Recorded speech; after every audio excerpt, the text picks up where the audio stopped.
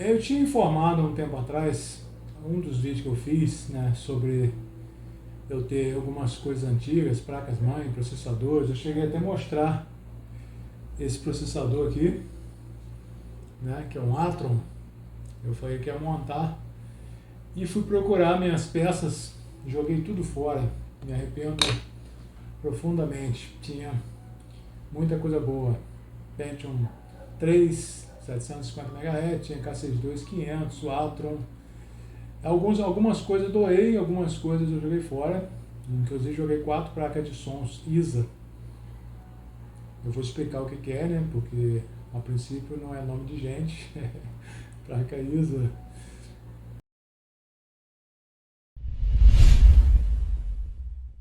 Eu ia montar um computador antigo, tentei resgatar o meu primeiro computador, mas a pessoa para quem eu vendi já se desfez, né, porque é muito antigo.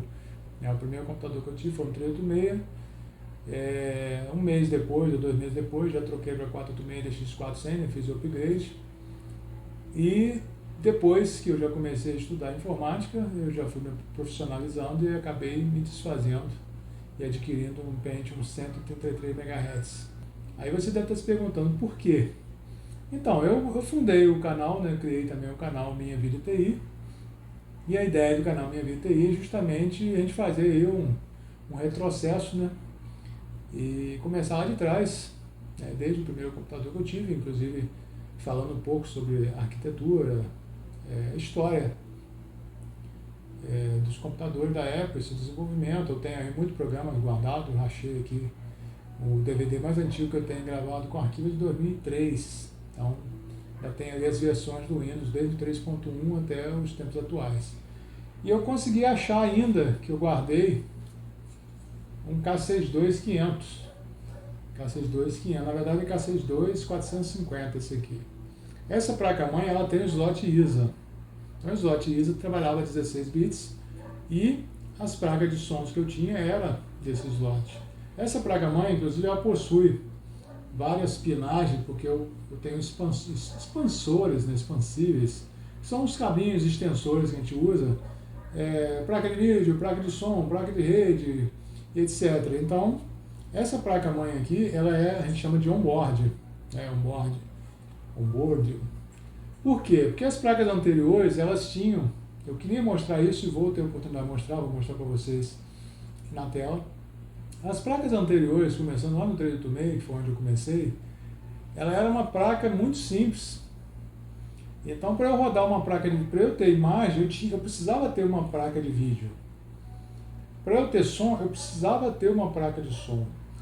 Inclusive, todas as placas 386, 486, até o Pentium 100, 133, 233, antes das placas on-board, que é no caso essa aqui inclusive suporta os processadores de 100 MHz, os Pentium até os K6, que é chamado Socket 370.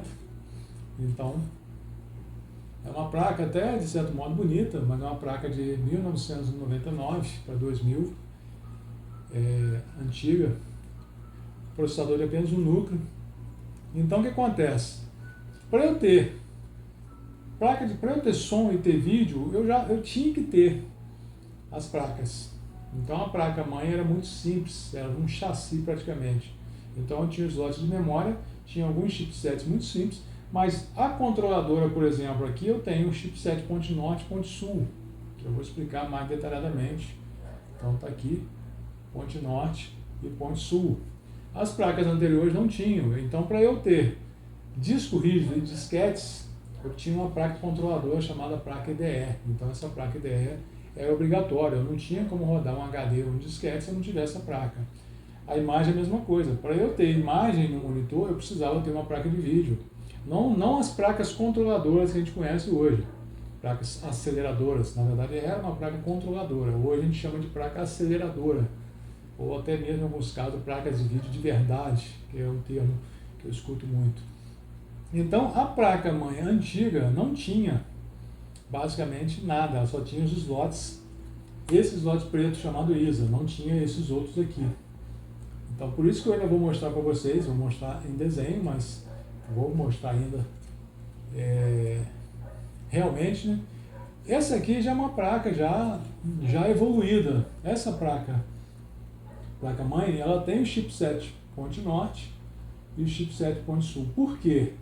O Ponte Norte eu tenho o vídeo on-board, ou seja, essa placa já vem com vídeo on-board. Só que diferente dos processadores atuais, os processadores atuais, o vídeo, que a gente chama de GPU, vem dentro do processador, tanto os AMD como Intel. Existe ainda, logicamente, alguns processadores atuais que não vêm com vídeo dentro do processador, que inclusive são até de maior desempenho. Existe o Ryzen também, o Ryzen 5, se eu não me engano, não tinha o vídeo on-board, existe outros, não tinha o vídeo interno, existe outros modelos, existe também o Xeon, que eu uso, que não tem um vídeo, ele é de servidor, então não tem um vídeo on-board, eu preciso ter uma placa de vídeo. Então, nesse caso aqui, essa placa, eu tinha aqui já o slot PCI, que é uma evolução do ISA 16 bits, PCI 32 bits. Então, automaticamente, você tendo a placa de vídeo 32 bits, você tinha mais cores, mais velocidade, mais desempenho do que uma placa de vídeo ISA. O som e rede ainda continua independente, porque hoje nós temos on-board, mas ele continua trabalhando barramento 16 bits, porque não teve muita necessidade de velocidade para desenvolver um som de melhor qualidade. Então isso aconteceu mais com alguns periféricos, como placa de vídeo.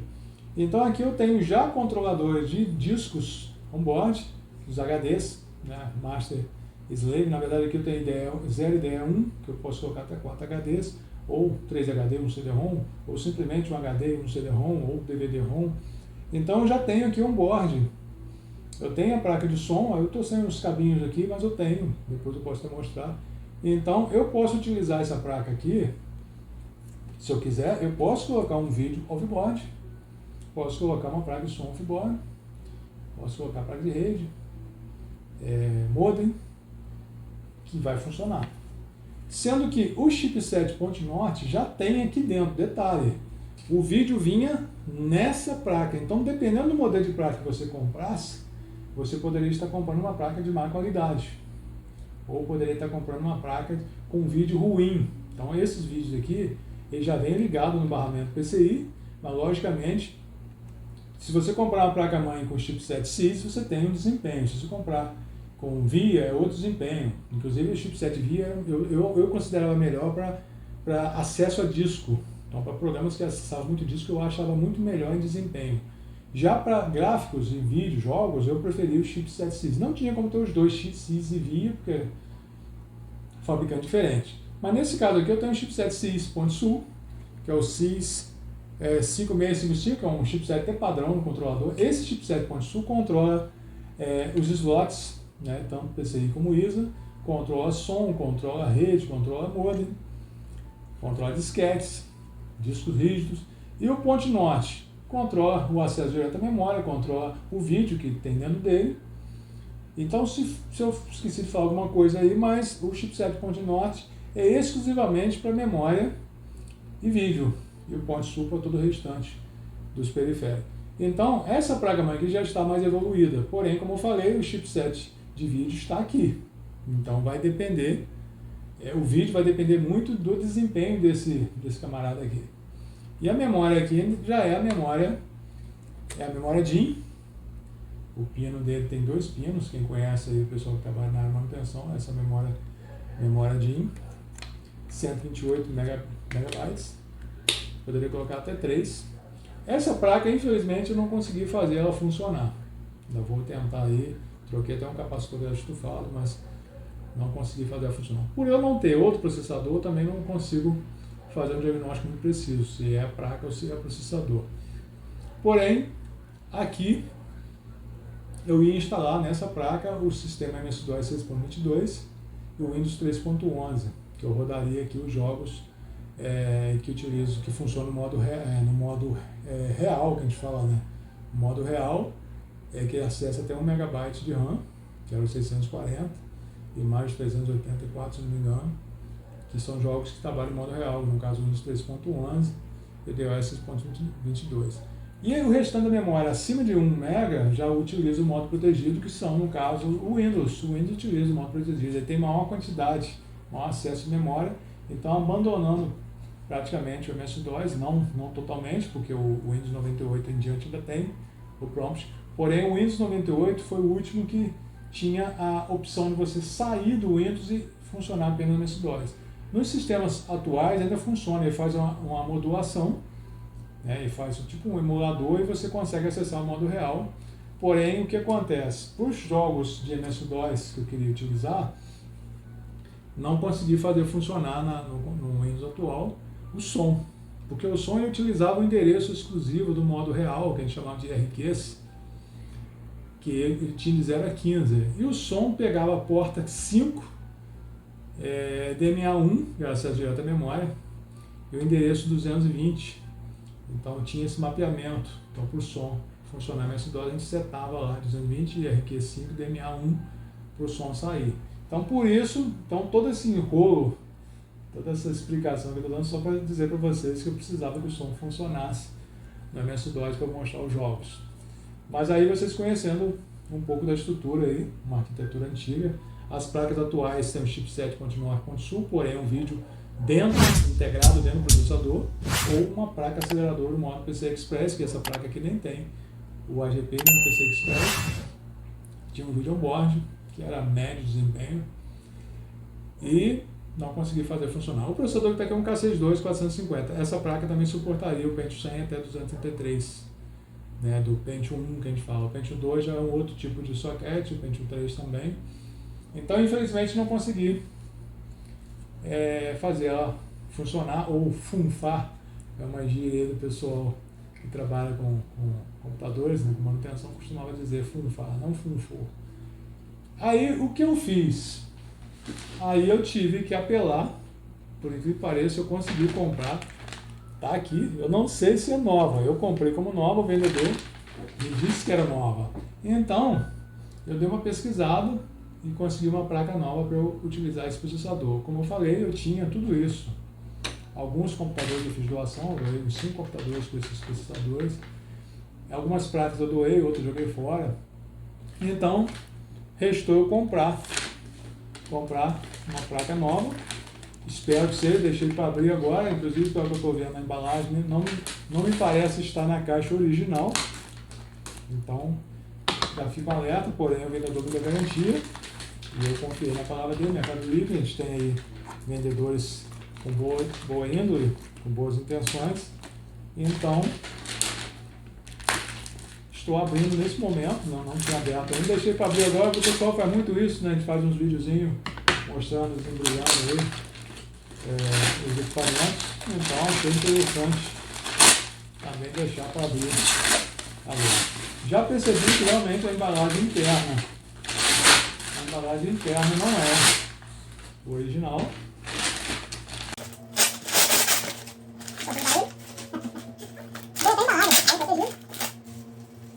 Isso realmente é uma placa PC Chips. Essa anterior que eu mostrei a vocês também é uma placa PC Chips, que era uma marca chinesa.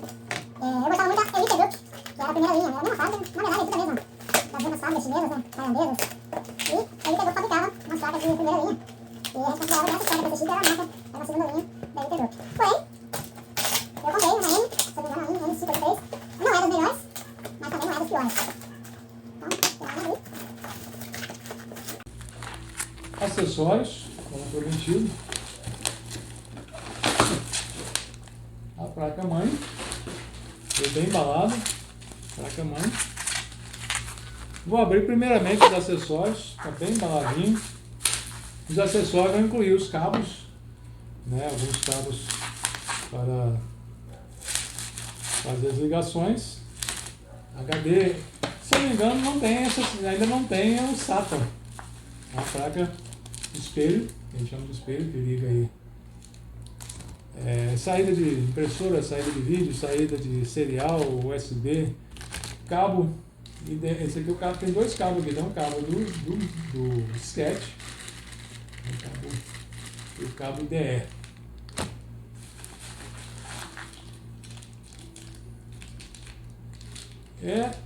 O modem sem vergonha, a gente chama isso aqui de WinModem. Ele funciona somente dentro do Windows. Não sei Linux, eu teria que testar no Linux para ver. Esse cabinho Me deu dor de cabeça um dia desses para achar, tinha tanto que acabei jogando fora, né? Virou lixo. Acabei jogando fora. Tá aí. Paguei R$20 no cabinho desse. Manual, tudo está indicando que realmente é nova. Manual. Cassete Noteboard.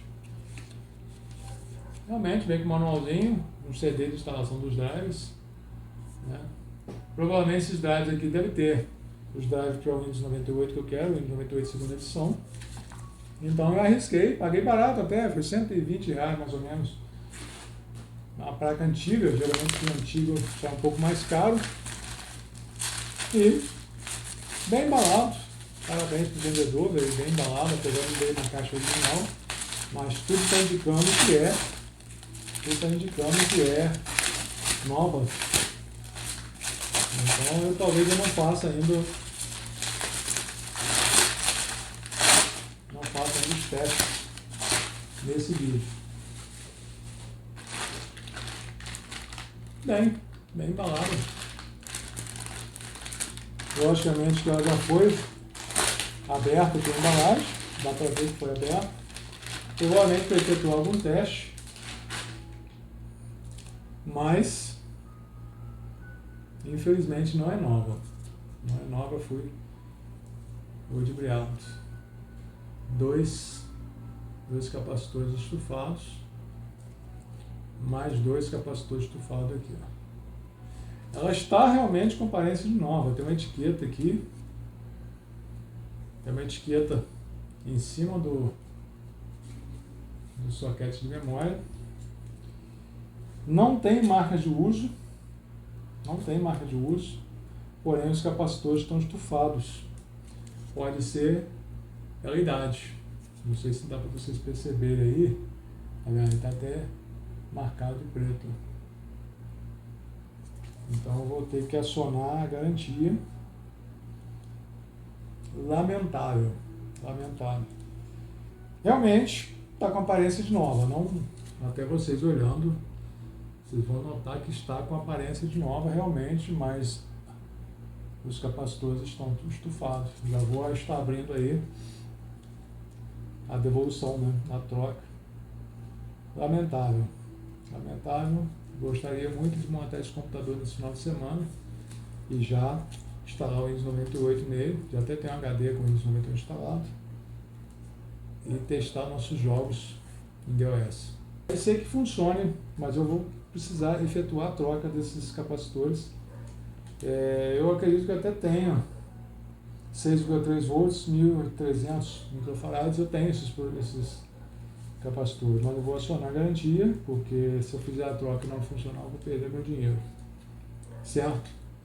Então, não foi o que eu esperava, também possivelmente não foi o que vocês esperavam, mas eu espero que vocês tenham gostado do vídeo, das informações que a gente compartilhou aí, e vou acionar a garantia e esperar a devolução para a gente continuar com o nosso projeto aí de montar o computador aí retrô. Esse aqui no caso não é um computador tão antigo, ficaria um Atom 2000, se não me engano, rodaria muito bem o Windows XP e possivelmente rodaria razoável o Windows 7 Lite, o Linux. Tem o Linux Antix, que também é muito leve, mas a ideia é instalar o Windows 98 nele e fazer nossos testes de jogos em MS-DOS, certo? Então, deixe seu like, se inscreva se você não se inscreveu, compartilhe o vídeo, nós vamos ter muita coisa interessante aí. Fique com Deus e até a próxima.